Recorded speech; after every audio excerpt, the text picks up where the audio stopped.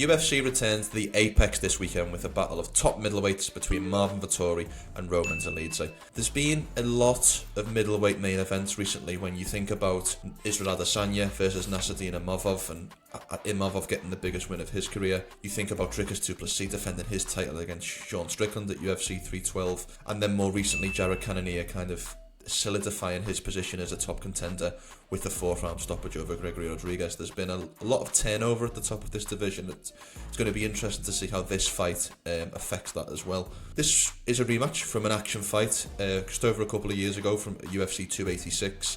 Very much quite an easy fight to score. Dolidze had a lot of success early and won the first round, but Vettori used a lot of veteran skill and veteran savvy to take over and win rounds 2 and 3 and claim a close but easy to score unanimous decision.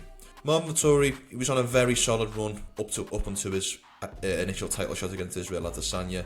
He probably capped off his biggest win, capped off against Kevin Holland.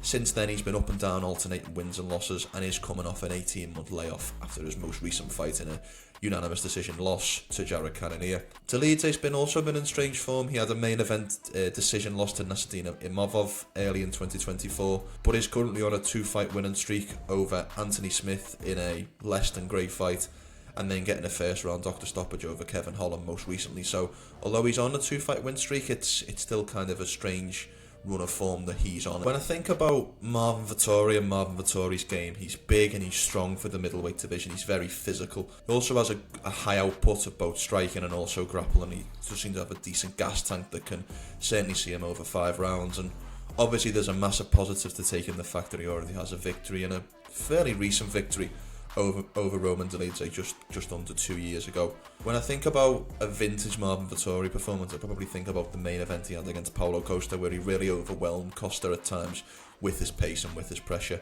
If I had to bring some downsides to Marvin Vettori's game, it would be that he can sometimes be outsmarted by smarter fighters. Thinks of the decision losses to Adesanya and Whittaker and Cannonier most recently. He can be outmatched technically sometimes, and he has taken a lot of damage most recently against Jared Cannonier, where I think it was a surprise to quite a lot of us that he wasn't finished in that fight. Dolidze is certainly the better finisher of the two. I mean, 11 of his 14 victories have come inside the distance. Can he make the improvements from the first fight? I mean, when we think about the first fight, what are the key improvements that Dolidze has to make? I mean, certainly there's an actual gas tank factor, because his output did lower across those second and third rounds, but he's gained a lot of experience in those 3 fights I mentioned earlier, in the likes of Imavov, Smith and Holland, that I do feel like some of those veteran tricks that Vettori used in the first fight won't be as effective in this second fight. I feel like another point to consider in this fight is almost age versus miles on the clock. I mean, if you look at both their ages,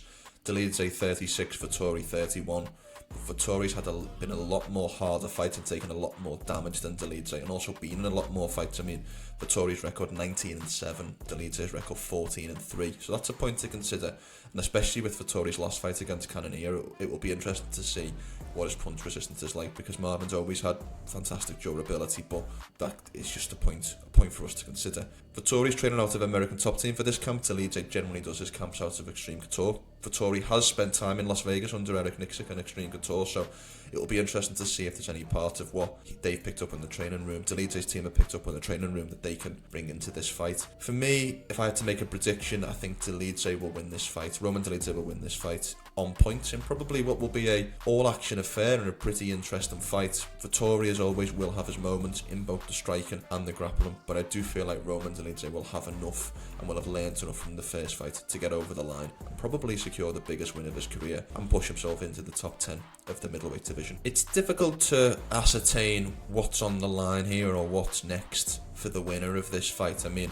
obviously either man solidifies their position as a top contender, and a loss for either does push them back considerably, but the middleweight division is pretty wide open at the moment. I mean, I don't believe anybody other than Michel Pereira in the top 15 is currently booked other than this fight on Saturday night.